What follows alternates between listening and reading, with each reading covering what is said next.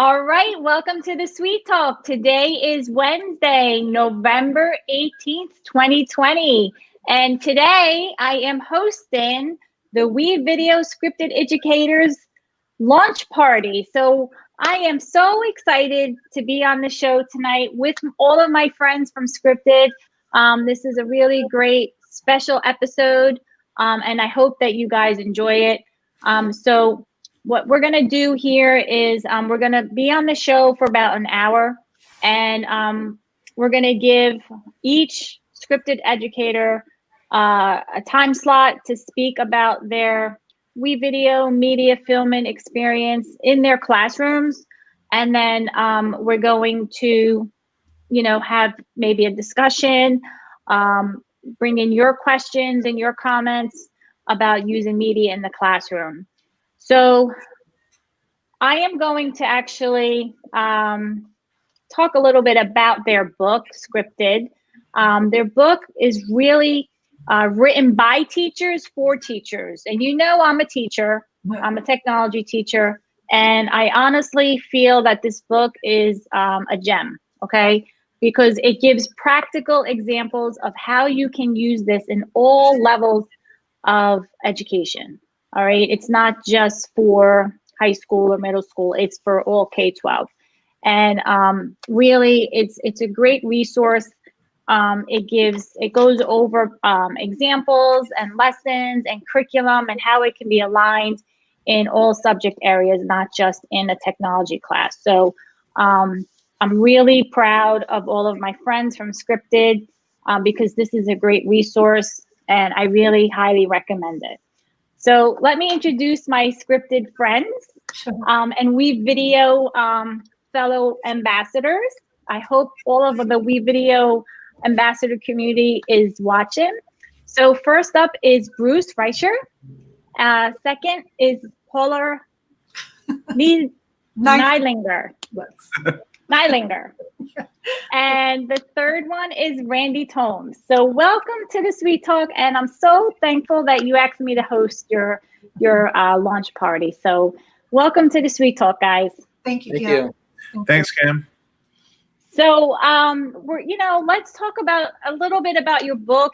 I kind of gave an introduction about your book and really wanted to put it out there for educators because I think it's important that that educators like us write resources for other educators. And I think that helps build, a following and helps promote your book because educators want to have practical examples, not from people that aren't in education or in the classroom. They really don't understand the climate. So, why don't you guys really briefly talk about how you got connected, and then we'll dive right into Randy's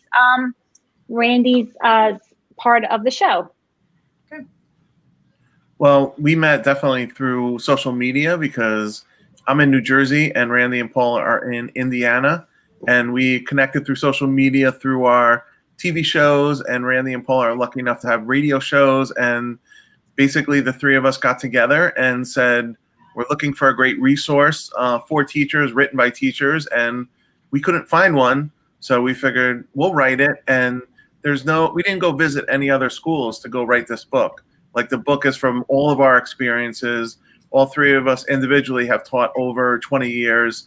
And basically we want to put all the tools in there and make it like a recipe book where maybe you don't read it cover to cover, but you can go right to whatever lesson you need or rubric or glossary, to go through the book and find exactly what you need when you need it. Another thing I think is powerful in the book is that we're from different parts of the country, so we've kind of blended our cultures together. We did this over a 2-year period online. We actually only met a couple of times, so I think that's unique in itself. And I think the other point, which you already have said, is it's a book that literally you could buy, take it to school tomorrow, and use it right then. That was our goal, especially as educators. Randy? I agree with both of you. I mean, there's not much more you can say about it. I'm thinking of from the WeVideo perspective, there's such a huge part of this book, and WeVideo is such a huge part of what we do on a daily basis, especially with the position that I'm in. So I'm excited to talk about it. Yeah, and really quick before we move on, it gives everyone a whole different perspective, just like Paula said. Like, you guys are all teaching different things, you're all involved in media, but all different aspects of it and grade levels. So it's a nice collection of ideas from all different perspectives, that you're around. And it's a great way to actually get started and to give you inspiration about using media in the classroom. Yeah. And it really ties into, too, you don't have to have a lot of money to start. And in light that we wrote the book the previous 2 years to the pandemic, we don't really touch on remote learning in the book. However, media is perfect for remote learning, that kids could do it at home if they're not in the classroom with you right now, using whatever device they have, and really coming up with creative projects instead of, the whole class doing the same thing and taking a test. And tonight we're going to show you tons of different examples. That's what we wanted to do, to show you a little bit about what we do, and hope you can incorporate it in your classroom or school. All right, so Randy is going to start, talking about his project-based learning in his classroom in elementary grade levels. So why don't you give us an example and talk about what you want to, portray to our audience? I think the best place to start would be what my position is. I'm more of a special area teacher, where they come to me for as a gym or an art or music. And so I teach grades 1 through 6, and I see each grade level for 45 minutes a day. And so they come to me for media and media creation. And so I kind of had the freedom and the liberty to kind of develop this curriculum over the years. This is I think it's my 8th year there as they call it, a communication teacher, but I think it's more of a media graphic design teacher, integrating television and radio. And we do have a radio show. We have students put on radio shows throughout the day. But our big thing is our CVTV, which is our student news, which since we put the radio in, we've had to take a step back. We used to do television news every day, and now we do it Monday, Wednesday, and Friday. But when they're in my class, they're developing projects that will be will go out to the world, either through the radio, social media, or our news. And so, WeVideo, a few years back when I first started this, I was looking for a great software to develop videos. And we started out with the movie makers and the iMovie, but the things just I was always dealing with security issues, drive issues, teaching kids how to put things and place things. And when I stumbled upon a WeVideo, I guess it must have been 4 or 5 years ago by now, and I was like, this is all online. It talks to their Google Drive. They're really starting to move everything to the Google Drive, and everything started making sense, and it started becoming easier. So I started it up more at 5th and 6th grade, but throughout the years, I just kept starting it earlier. And so now I'm down to 3rd grade and even some 2nd grade classes. I've got integrating WeVideo into these projects. And when I say project, each grade level, we kind of build up. We start with Google tools to develop some of their visuals. And then we also use programs like Lucid Press, which is a great design program. It kind of took the place of Publisher. We use Soundtrap to integrate with sound. So we use a lot of different programs in the design. And the ultimate goal is how they're going to publish this final project. And a lot of times it's through WeVideo. And so an example project might be a 3rd grade project. A 3rd grade project would be, you have to create a business, okay? And so you have to create a logo inside of Google Drawings. So I talk about logo creation, what goes into a logo, and they have to create this business. If they could sell something, what would they want to do? What would they want to say? And then you bring in the language arts standards with the writing of the script. You bring in the speaking standards. And then, of course, WeVideo comes in, and I say, okay, you're going to create a 30-second commercial to advertise your business. And it will go straight. If the good ones are going to go to CVTV, and you're going to be broadcast in front of the school and the community, because we do stream straight to YouTube, so they know that not just the schools seeing their work, it's going out in the community. Parents see it, so it's great. And I want to show one example real quick. Hope my screen's sharing. This is a 3rd grade example. This was a boy he wanted A to Z Records. That was his logo. You'll see his logo at the beginning of this video, and he just did a really good job. It's about 30 seconds long. Hopefully it plays. Hopefully the streaming works, and we'll give it a few seconds to kick in. And if it doesn't, then we'll go from there. This might be the... This is A to Z Records. We're having a 50% sale. You can buy over 1,000 different records. You can buy different records of your choice. So there's their logo. This is actually a different one. This was his partner. This was hers. I wanted to show his, but that's all right. You get the idea. There's their logo they create. They pop up, and they make these in Google Drawings and save them as PNGs. So we teach them how to download those as PNGs, which works out great. I think I might have another third grade one that was done. Here's a Lemonade one that was done just this past couple weeks. And this girl did a really nice job writing her commercial. Hopefully this kicks in. Welcome to TP's Lemonade Shop. We sell the best lemonade you could get 5% off. We have strawberry lemonade, blueberry lemonade, regular lemonade, and much, much more. You can find us on 88th Lemonade Street. The best lemonade on land. So we usually start with the kids' initials in 3rd grade, and they create their company name based on their initials. So that was another example that very quick, easy, but it looks quick and easy, but for 3rd graders, it takes quite a few class time to introduce them to WeVideo, upload their, learn how to upload their visual. WeVideo has made it amazing with their narrate button. When that narrate button wasn't there a few years ago, they would record their voice into a digital recorder and upload their voice and organize it that way. But the narrate has made, that's been a dream, especially for my 3rd graders. So they learn how to do simple things like that. 4th grade, we do movie. They have to create a movie poster, and they have to create a movie trailer to go with their movie poster. But those are made in Lucid Press. Again, we go through the design. We take a few lessons and talk about design, what goes into a movie poster, and then they put together a trailer in WeVideo, which they put out through CVTV. They also do we've attempted radio commercials along the way as well, just using their audio. What do you need to talk about for a movie? In a lot of movies in the 70s, there's a lot of radio ads for, a lot of samples for on YouTube you can use. 5th grade. Wow, it's kind of going fast. The 5th grade, there's a lot of 5th grade as well. We work with a lot of, we do a trip. They have to research a city. And so there's a lot of programs used with that. There's Google Sheets, which they have to put together a budget for their city. There's Google Slides. They have to put together a slideshow, including their budget, research hotels, and put links in their slideshows.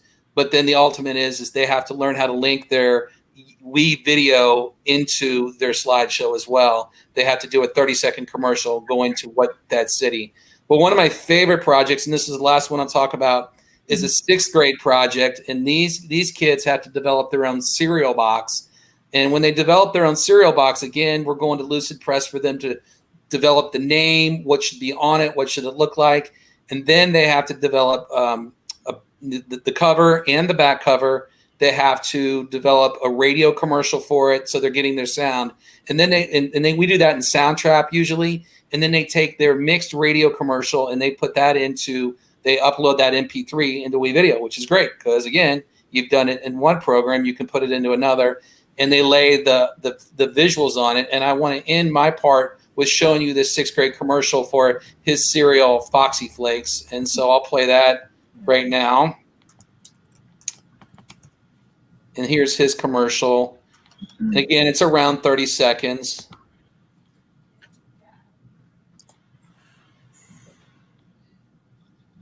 Hopefully it kicks on because this is a good one. Hey, do you like cereal? Well, let's talk about mine. Foxy Flakes are really crunchy.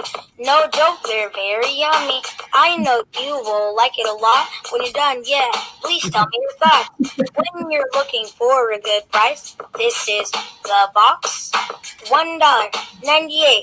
I know, it's really great. 14 ounces. You have to eat it to believe it. Mackenzie Floxy Flakes. Hurry up before they're gone. So that was his commercial, and you know, just all the software they're doing, and it all just goes into their Google Drive neatly. And again, with the WeVideo, they download it, and it can go into our school news. The audio goes into our school radio, and the kids are able to see their stuff around the school and the community, which is great. So it's been a lot of fun. There are tons of other projects I could talk about, but those are just a couple of my favorites, and that's about it. I tell you what, Randy, I mean, the comments coming in to the stream right now, they're really positive. Everybody's really praising you for all of the great examples that you just mentioned.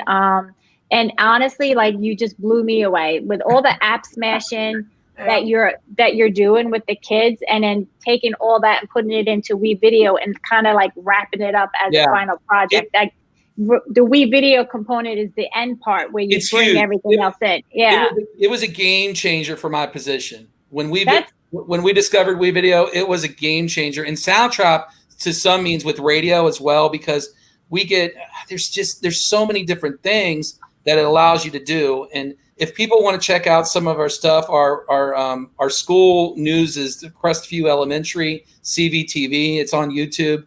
It's called Crestview Video, one word. You can search us and see our live shows, Crestview Video. And that's where a lot of our kids' projects get pushed out through. Like today, I think we showed 2 commercials today. We showed 3 commercials last Friday. We did I think it was 2 third grades business commercials, and then we ended up doing a 6th grade cereal commercial in there as well.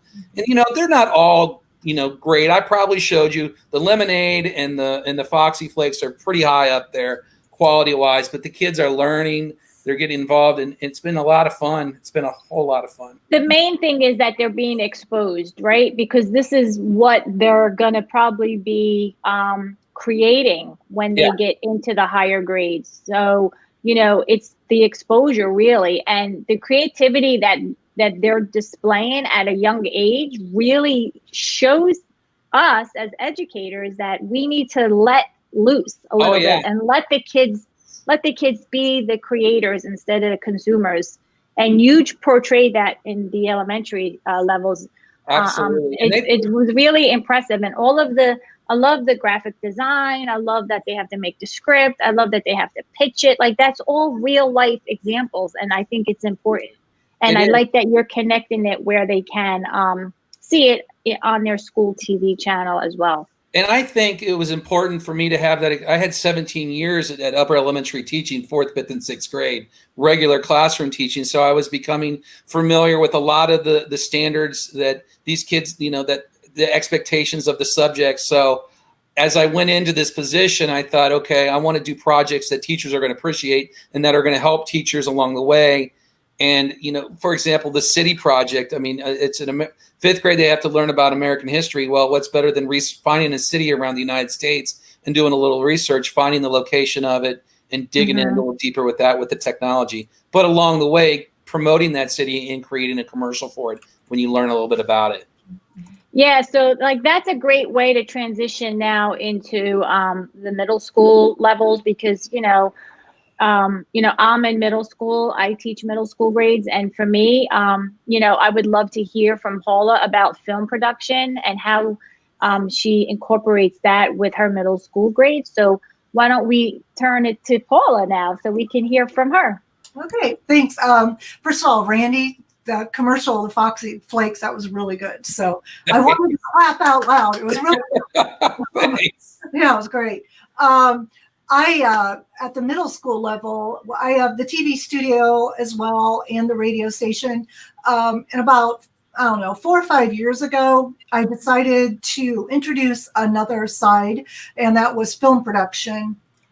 At the time, I was a member of the Student Television Network, and they have a national film competition. So, I think it's really important, as I know Bruce and Randy do, to expose student work as much as possible. And when you have TV and radio, you are doing that all the time.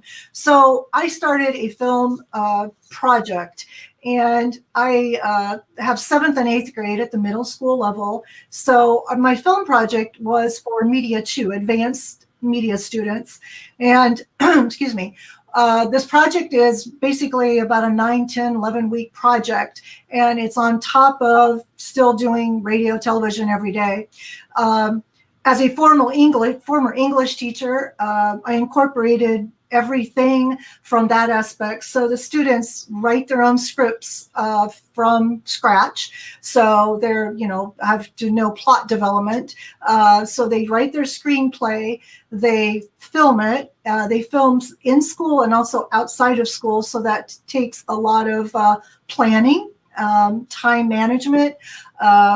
Once they've done that, then they, of course, start the editing and revising process.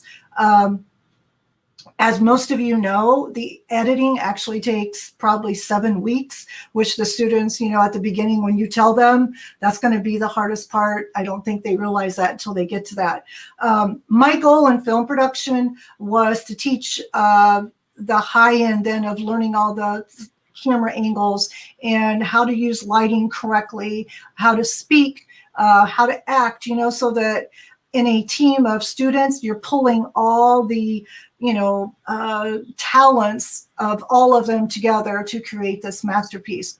So Randy and Bruce were 2 of my judges. I actually got judges from around the country to judge them. And we have a film festival. So all the films are in the auditorium on the big screen. We have Oscars that we give away, and the students come on stage, they talk, they present. It's a lot of fun. So I think fall of last year, for the first time ever, one of our films actually won the best national middle school film of the year, and which has never happened. That's awesome. Congratulations. Thank you. Yeah, it was awesome. So the kids, still talk about it, but so, that is what I do at the 8th grade level. At the 7th grade level, I introduce film with what I call a 1-minute film. And both of these I have in the book, a little bit about them, but the 1 minute is a door scene, and everybody has the exact same criteria, and every film still turns out different. It's all around a door. They have to be on 5 feet of the door. They have to hear a sound. They have to either get to it or get away from it. And every single one of them turns out different. So I have all the details in the book. But for me, with video, I'm sorry. So I'm just going to interrupt you 1 second, because Corey Radish just said that you are covering so many standards, Paula, by introducing all of these different concepts to your students in your classroom. So I just wanted to give you, kudos to that. Yeah, it's a pretty complex project, and but it's, we want kids to think, and I want them to think outside the box, and I want them to be able to be creative without restraints, and so I think we've accomplished that. Let me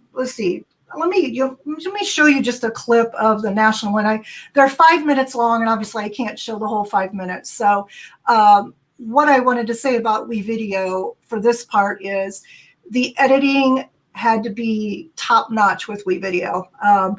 They're taking weeks of clips. They had to edit them all together. They had to literally pull out every single mistake, add the music, add, everything. to Randy's point, they also then did a digital poster, a radio commercial, did a trailer, and all of that. So I'm going to show you, I'll just show you a little bit of intro into the movie, if that's okay, just to get it. That's fine. This is the one that actually won. So tell me when you're ready here. Yep, go ahead. Okay. So this is where they actually were being awarded. I'll get through that now. So we have a very important man. His story is that of motivation and awareness. This man has lived something that I wish no one will ever experience again. I invited him tonight to help us understand and be aware of the dangers of the real world. And now welcome the What I'm going to tell you is my story that took place 2 years ago. Today, I still don't know what for sure happened. I've been searching for answers my entire life, but I always find myself in the same place, nowhere. I've been involved in things no one should be involved in. I've been searching for professional help, but nothing seems to work. I'm here to share my story, my tragedy. My story starts off as a normal day.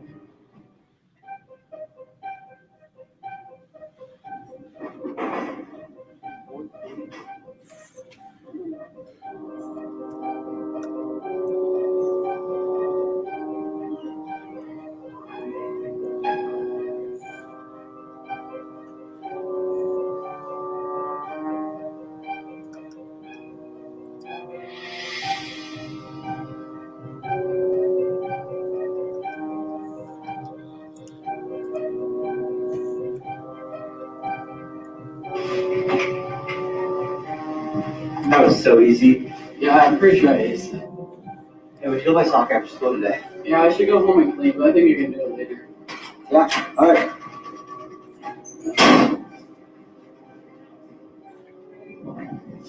Man, I really need to work on my left foot. Yeah, me too. Yeah, it is.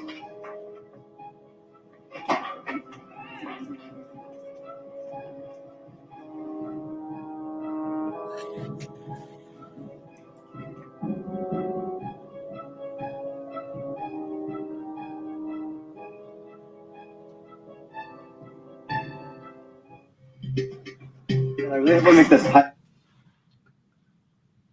Okay, I'm going to stop there.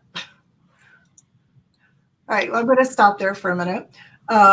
So the title of this is called Tragedy, and it's actually about child abduction. So, you know, you'll have to watch the rest of the film. It's on YouTube, but that is the beginning of it. I'll tell you what, Paula, I'm watching the video and I'm thinking about all of the tiny details that you need to include in that, and how the transitions and the music and the fading and, you know, the just all the different clips. I'm sure that they had to take all different video clips to put them all together into WeVideo. So Yeah. like you said, the time consuming, it's very time consuming, but it like I just think the students they are fully engaged when they have that type of control and creativity amongst them, you know, and you can see it in the video that they were invested in their project. You can see it. They played the role. Right. I mean, you know, and, you know, the nice thing I think about this is, you know, nobody's worried about grades. It's you're focused on the quality of the project, and, you know, not coming up to me going, you know, what do you think? And it's like, you know, it doesn't matter what I think. It's like, you know, what do you think? Where is it where you want it to be, you know? And so, yeah, so this, all of them are very good. Randy and Bruce have had an opportunity. There's some that, you know, aren't as good, but it doesn't matter because it's all the learning process. So, so I talk about this in the book I don't know how much you want me to show. Where am I on my time? You have about another minute. Oh, okay. Well, okay. I don't want to ruin everybody's time here. Okay, I'll just show this real quick. So this is only a minute long. At the 7th grade level, they're just learning. So they have to do what I call the door scene, and everything has to be around a door. So, and they have to hear a sound. So I'm just going to play this one. This is a 7th grader. And they play around with cloning.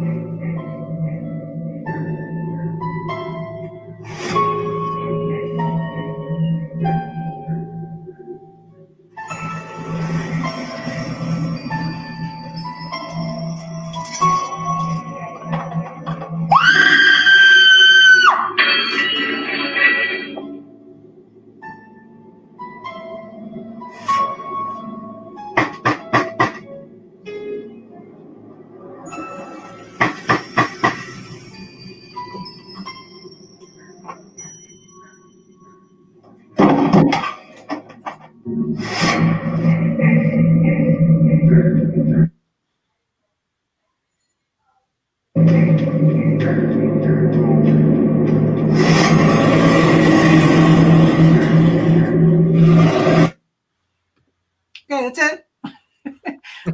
Awesome. Okay. That was great. It gave the audience like a mysterious, what's behind the door, like mysterious feeling, like a sci-fi feeling. Yes, they can't tell you. You can never see where the sound came from. They could either try to get somewhere or get away from something. That's totally up to them. But those ended up being a really nice way to introduce film at the 7th grade level. So that's my favorite part about WeVideo is teaching editing, and that that creative side is how far can kids push themselves, and really pull from the imagination. Yeah, I definitely agree. And we have a comment here from Joe Pizzo. I hope I said that right, Joe. And he says that the biggest behavior challenges are often the students who thrive when given production and or on-air responsibilities. They become invested in the learning, and that is totally accurate, right? Yes. And Joe, he's got so much experience in education. I'm sure he's seen that firsthand as well. So thanks for that comment, Joe. I appreciate it. But that's so. I mean, he said it perfect. You can't restate that comment at all. So right. So anyway, yes, that is that's what I would like to give about WeVideo is just the amazing editing processes that are available to students of all ages and to myself as well. So all right, well, before we move on, Bruce, are you okay with this? We have a question in the chat, and it might Sure. it may be to Paula or it may be to all of you. So if you want to answer it after you present your information, Bruce, that's fine. Alma says, can you talk about how the students are provided with opportunities to self-assess and peer review? Do you want to answer that question now or after Bruce does his little demo? Yeah, I mean, I can answer with what I did if you'd like to. And also, Paula, share what our classes did from New Jersey to Indiana. Okay. Yeah, our 2 classes before Zoom and everything was very popular.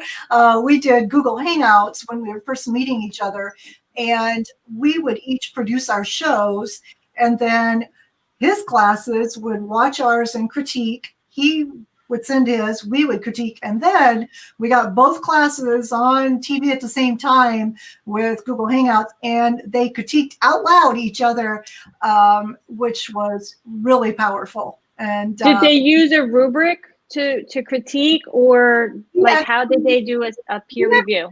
Gave each other some questions that we wanted them to assess. And so he gave his students, okay, this is what Lincoln would like to know based on this criteria, and vice versa. The first couple of times we did it, kids were they were really quiet, and then once we kind of broke the ice, then they really started engaging, and it was really powerful. As far as assessment for me, yes, I have a rubric for the film. However, they also critique each other. They do a lot of peer review because I don't want it to be about a grade. to me, that's not what this is about. I want it to be more about the process and the growth. And by the time they're done with the project, you know, they actually are like, wow, this is really good. You know, that's what I want. And that's what I always tell them, you know. So is it where you want it to be? It either is or it's not, you know. So, Go ahead, Randy. All right, Randy. I've got for my projects, I've got rubrics where, especially through the past few years through Seesaw and Canvas, you can upload those rubrics to the kids, and a lot of times I'll partner them up. They have to sit down, and one kid's got to watch theirs.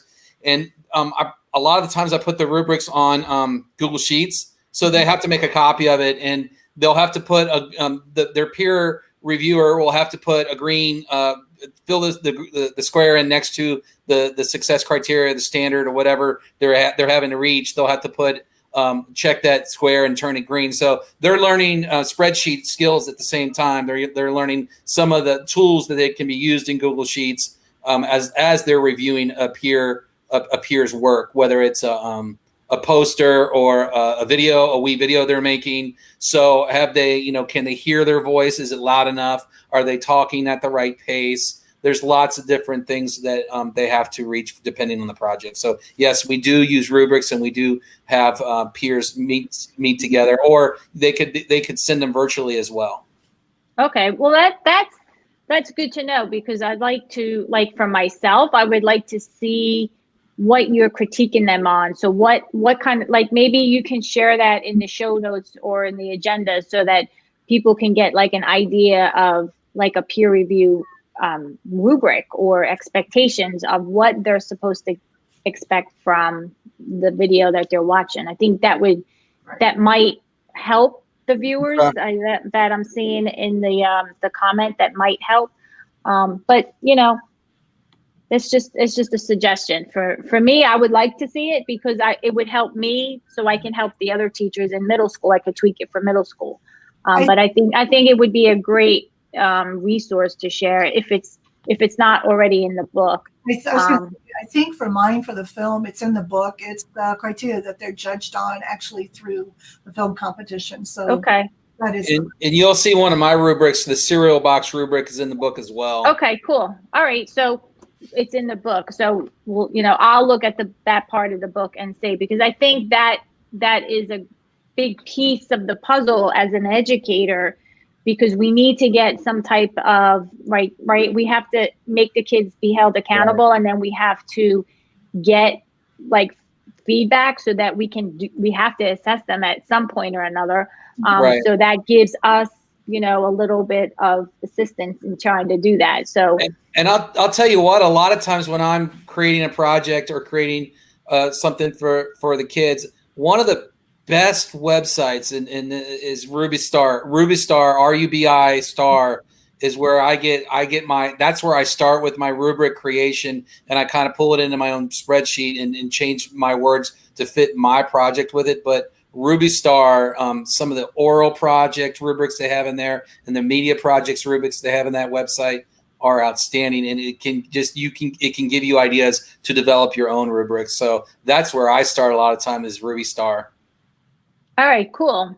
I'm going to put that link in the chat. All right, so Bruce, why don't you, it's rubystar.forteachers.org.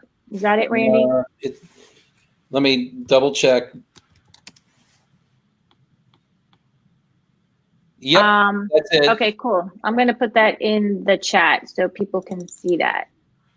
All right, so Bruce, why don't you are the last person to talk about remote learning and media in the classroom. So why don't you share a little bit of how you're using media in the classroom during these challenging times in education right now? Sure. And, you know, one of the things I do with remote learning and like sharing of students' projects, very simple, just to make like a shared Google Doc in the class. And in the middle, when kids are working on their projects, when they think they're done, it's kind of the first draft. I'll have all the students watch their video and then put 2 things that they like and 1 thing to improve, and just write it on like a shared Google Doc. And the student gets, you know, immediate feedback, and then they can add it to their project, you know, with remote learning. So I have a couple examples that I've done actually the past since September. So these are all from remote learning. The first one is a 6th grade project for digital leadership that we actually talk about all the things that are good you can do online and with social media and the different topics. The kids research a topic in brainpop.com. They come up with 10 facts, 5 quiz questions, and out of it, they make a WeVideo, and then the quiz questions end up going into a Kahoot afterwards. So let me share this one with you. This is a 6th grade student that did one on hacking. So take a look at this, and this one, similar to Paula's, the music makes it. Check out the music in this one that the student created.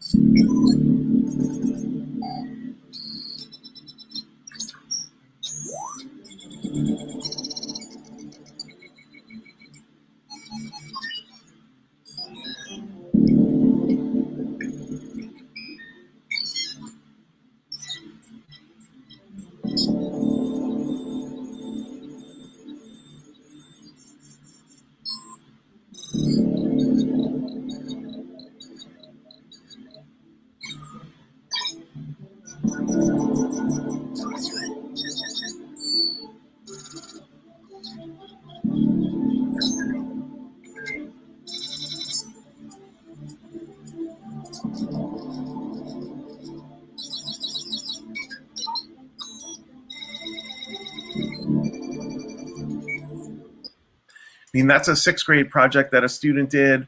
All the information is from brainpop.com, which has fantastic information, especially on digital citizenship and digital leadership.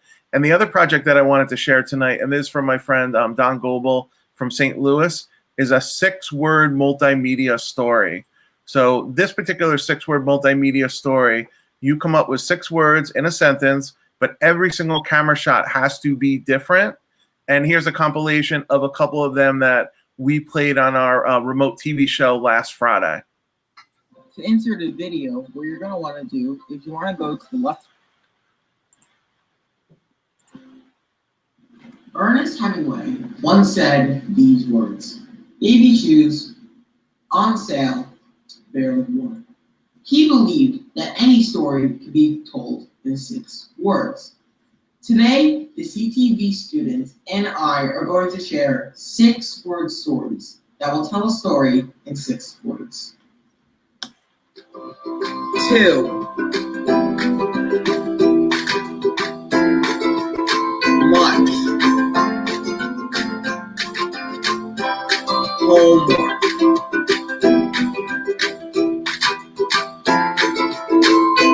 Get.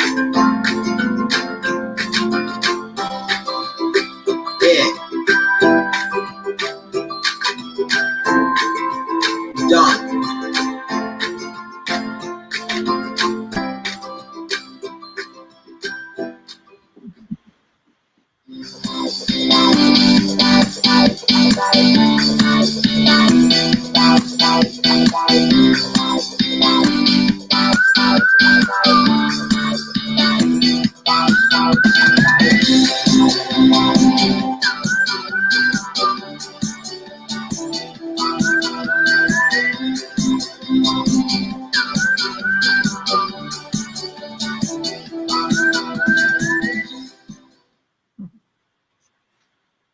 That's awesome. Yeah, no, those really, those projects have turned out fantastic. Like I said, I gotten the idea from Don Goebel, dongoebel.com. He has tons of resources on his site. And really, you think about any curriculum area, you could do a 6-word sentence story and challenge the kids. And the point about the projects I'm showing tonight is all of those were done remotely. Since September 8th, I haven't seen my students at all in my classroom. So remotely, they were able to do, all of those projects. And I concur with, my other 2 authors. WeVideo has been fantastic. One thing I want to try they just came out with is now you can collaborate in real time on a project. So now I'm starting to have the students include me on the project, and I can actually go in and edit with them remotely and show them exactly what I mean after I'm done with my lesson, especially if they're struggling. And they also added, I was asking for years, like cropping. So if kids videotape things, there was a lot of room over their head. now you can actually crop, in WeVideo.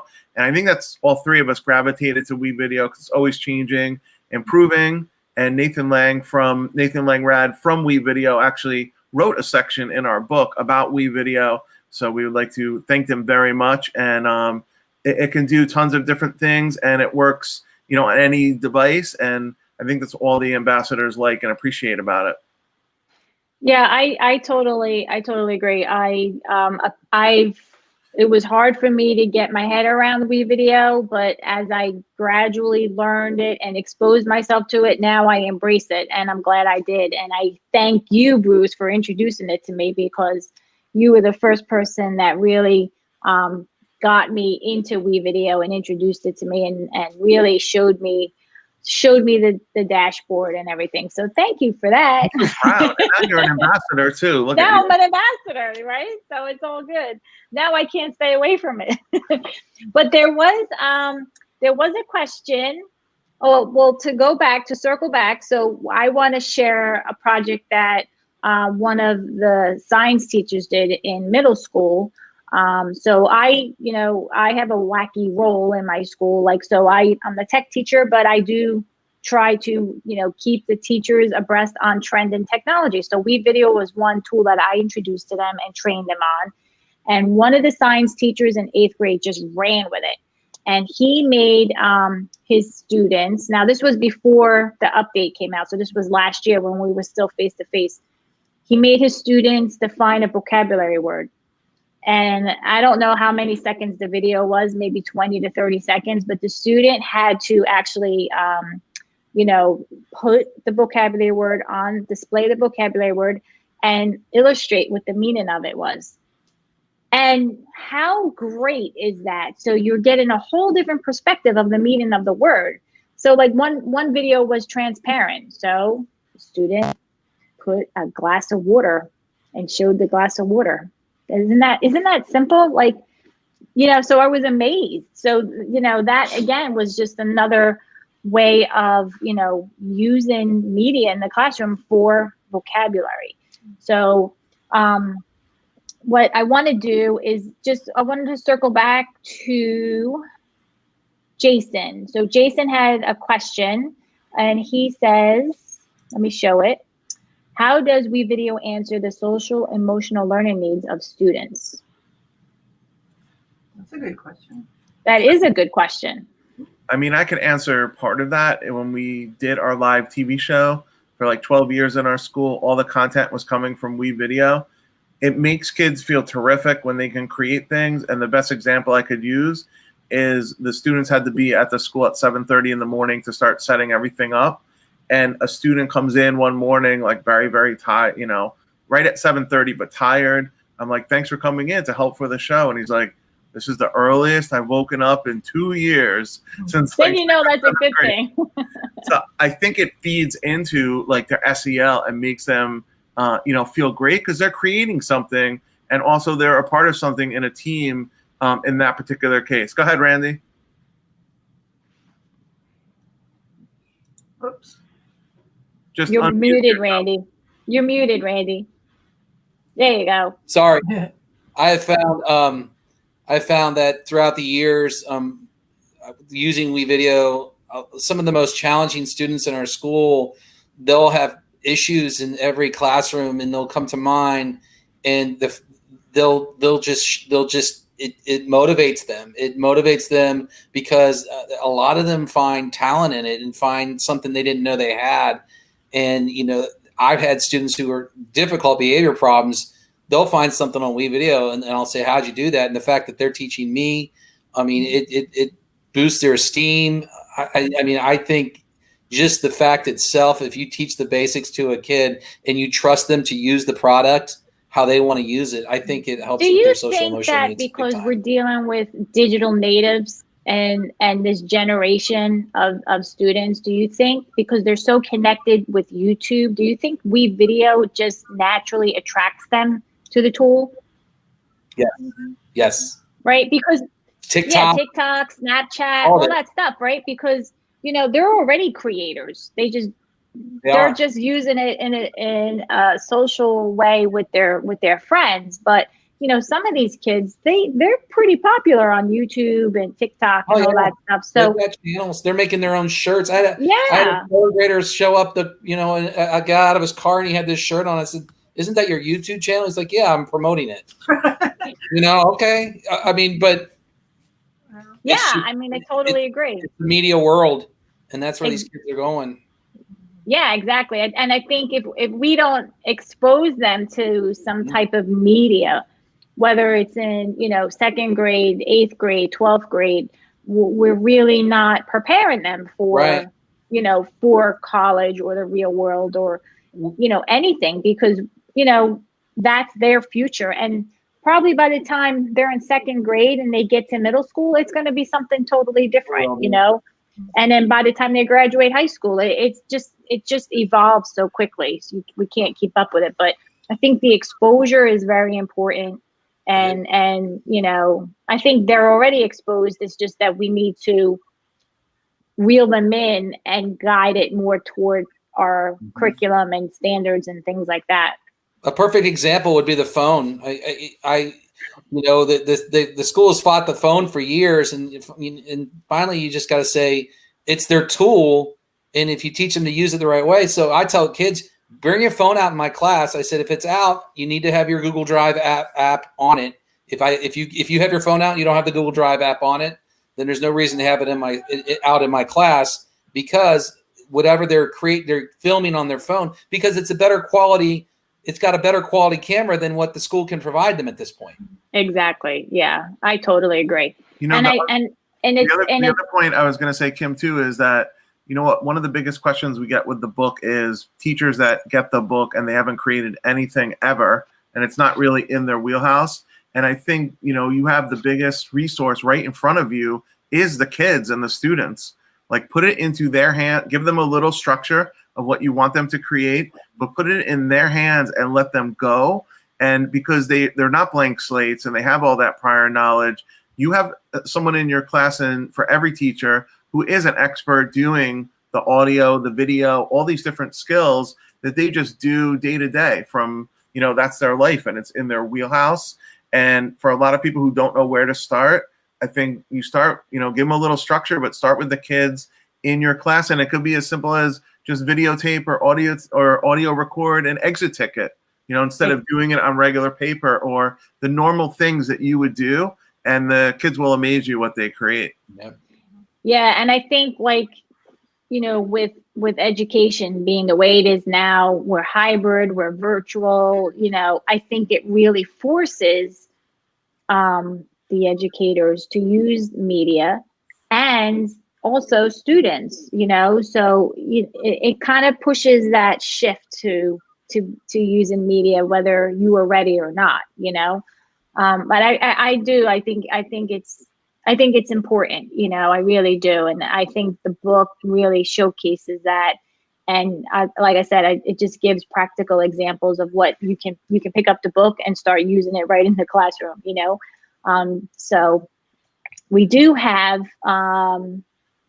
let's see here, Corey, I'm sorry I mispronounced your last name before. He writes in the comments, "We are 20 years into the 21st century. What have we been waiting for? This is the type of engagement that kids need to be engaged and learn." So that's definitely something that, we were just talking about, and we totally get it. So, we need to shift education and shift what we're doing into an area where we're going to,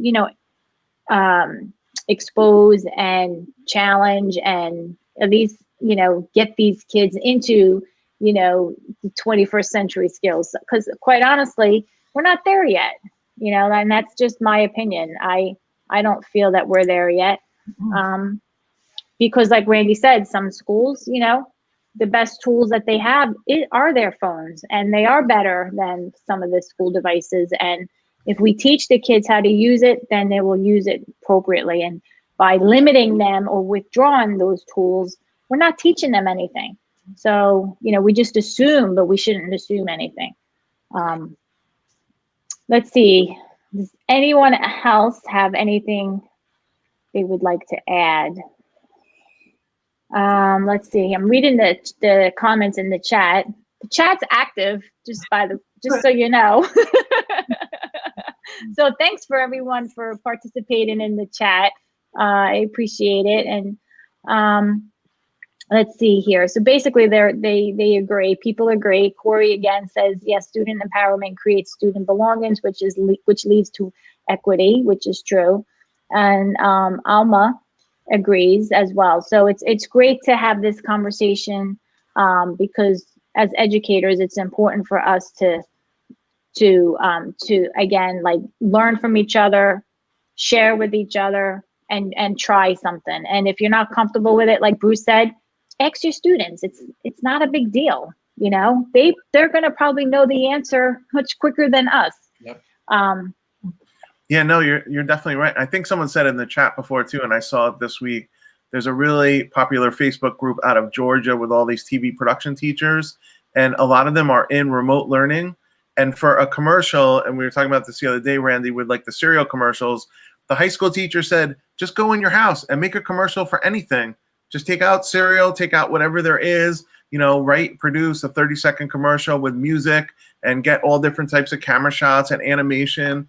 And, because the kids are home, there are things that you can leverage because they are remote, like, using their own devices and use what they have. And I think that's a big part of the book of you don't have to go out and, buy all this expensive equipment, cameras and video and audio things. Just use what you have, whether it be the Chromebook or your phone or whatever device. And it's more your creativity, honestly, than, how expensive the device is that you're using. Yep. Yeah, exactly. And one last question we have here from Jason. So I'm going to show his comment. Jason says, how long does it take students to become proficient in WeVideo? A lot quicker than adults. Yeah, yeah, well, that's true. It is true.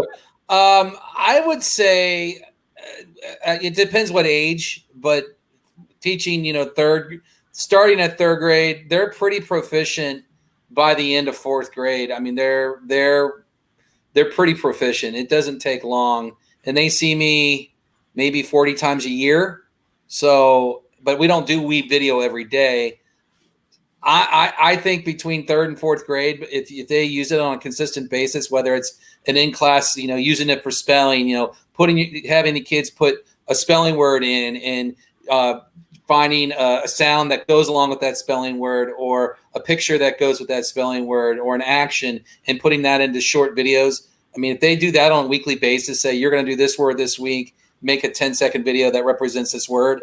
I mean, they'll get proficient at it in no time. Yeah, and there's a lot of high schools, Kim, that, they went with the professional programs of Adobe or Final Cut, which are terrific. However, they're not so terrific in remote learning when you can't get in the school to use the computer that software is on. So I would say proficient high school students, like, right away, and more of them, are using it.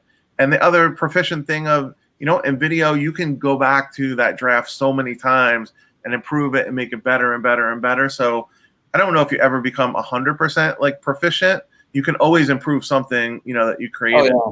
Oh yeah, no doubt. But I got to speak to the quality of videos that WeVideo does process out. We had during the remote learning in we have 2 high schools in our district, and they went to their, I forget whoever runs their graduation, the gowns, who they rent it from, and they were putting together these video packages for them to buy in. And they had this big meeting for the township, and they said, is this something we could do? I said, WeVideo could do it. And we put together virtual graduations for 2 high schools, each high school with 800 students. And they were about a little over an hour long. One was an hour and 20 minutes, but processing time, piece of cake, everything. I couldn't believe how easy the software worked for these videos, and they turned out to be pretty high quality videos in the end. Yeah, I definitely agree. I'm glad you brought that point up too, Bruce, because it's all accessible online. It's not installed on a traditional computer like it was back in 1980 with Windows Movie Maker.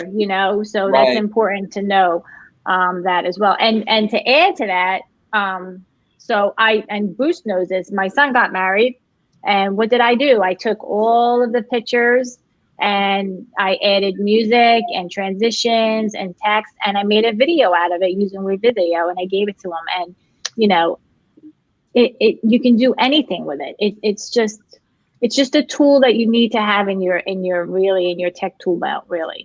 And I'm sorry. Yeah, no, go. Oh, I just wanted to add the other tool within WeVideo that I think is maybe underused is the podcast part of it. Yeah. You know, especially right now with, you know, a lot of schools in a blended environment. You know, if you don't have a radio station yet, Backbone Radio is what we, one of our other sponsors, but, you know, teaching voice and speech is another great avenue to use WeVideo, and having students produce podcasts and adding the music and learning to edit just strictly audio is a whole nother level, you know, of something that we need to be teaching as well. So, and that's a great option for kids, because some kids are camera shy, and if they would feel more comfortable doing a podcast, I would say go for it, definitely. You know, so it's nice that they have that option. Definitely. Yeah, I'm glad that you brought that up, because you are right. It is a feature available, but it's not as we don't talk about that because we think of video when we talk about, you know, WeVideo. But yeah, you're definitely right. It does have a podcast option in there, and it's always available there for students to create podcasts as well. You know, the other two features too, which I'm trying to find more uses for, and they just came out with last year, animated GIFs or GIFs, however you like to say it. You can make those in WeVideo, and it does have a screencasting tool that you can, you know, do screen recording, put yourself in it or not, or just use the camera to record yourself. It might not be the highest quality recording if you're doing it on a Chromebook or different devices, but for ease of use, you could just record yourself, and it puts the video from the screencasting tool right into WeVideo. So for, you know, ease of use, it's a good tool to use. And although some of those individual tools might not be as vibrant as using like Audacity or Soundtrap for audio, it's nice that it's all in one place and the kids know how to use that interface. And, you know, it could do almost anything for creating media. And, you know, the kids in my school, they're used to the interface of it. It's one less extra tool to teach them. I know Screencastify, and there's a bunch of great screen capture tools, but they already know how to use WeVideo, and it's just a matter of showing them where the screen capture tool is within WeVideo. Yeah, I agree. I think like you said, and Paula said, those features of WeVideo they're there, but they're not. When you think of WeVideo, you think about media creation. You don't think about using it for podcast or using it for screen capturing or you know, the webcam tool to record yourself. But that's also a great option for the users, because they can pull that right into their tracks and their layers into their video. So yeah, it's definitely something that you should check out, because it's a great feature of WeVideo, and it's just a great tool. So you know, check out their book, Scripted. All right. I really, you know, it's a great book. It's a nice feel.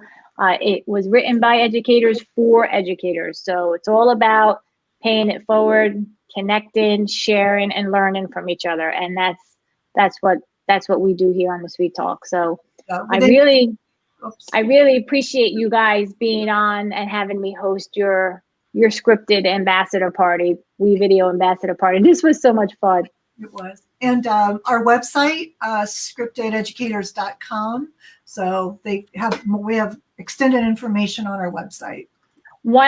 So what I want you guys to do is give me like show notes so that I can put it on the Sweet Talk website. And then that can be, you know, your contact information, your emails, your Twitter, your website, anything that you want to share with the audience. And then at least I can put it on my website, and then it's accessible that way as well. No, we definitely will. And we'd like to thank WeVideo for inviting all the ambassadors tonight. And there will be a replay of this. We know people are definitely busy this time of year. And we're actually hosting their Twitter chat called What's Your Story? And it's on Monday night from 7 to 7:45 Eastern. And we're going to have a bunch of media questions in there in the Twitter chat. So we hope people that are watching can join us, and people that watch the video of it can also join us Monday night. And we thank WeVideo for giving us the time to run their Twitter chat on Monday night. Yes. All right. Are we wrapping it up? Are we good? Yeah. Do you have anything else you want to add, Randy? You good? Oh, I think we're good. I don't want to cut you off, you know? I'm so talkative. All right, well, that's a wrap then, guys. So we're going to close out the show. This episode can be accessible on my website. So I'm going to share my screen real quick. Let's see here.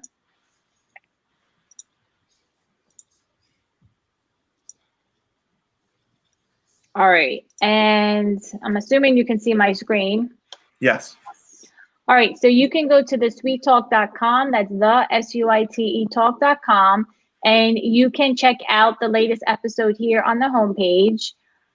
If you would also like to be a guest on my show, you can fill out the guest form here when it loads. There's a button here. Okay, and you can fill this out and I will get back to you as soon as I can. Right now, I'm scheduling guests for February 2021. Also, if you'd like to support my mission to help pay it forward, you can become a sponsor. You can fill out this form and become a sponsor as well. And if there are any Google Classroom users out there and you need some guidance and assistance to using Google Classroom, Alice Keeler and I wrote a new book called Stepping Up to Google Classroom. It's 50 Steps for Beginners, and that's available on Amazon as well. So with that said, I am going back to StreamYard. Sure. Wait, I can't find the button. Wait a minute. There we go. My dashboard is too busy, Bruce. We have to get you some bigger monitors there. Yeah, that's okay. All right. So until next time, everyone, have a great evening. Stay well. Thank you, everybody. Thank you. Bye. Thanks, Kim. Evening. Thank you. Bye.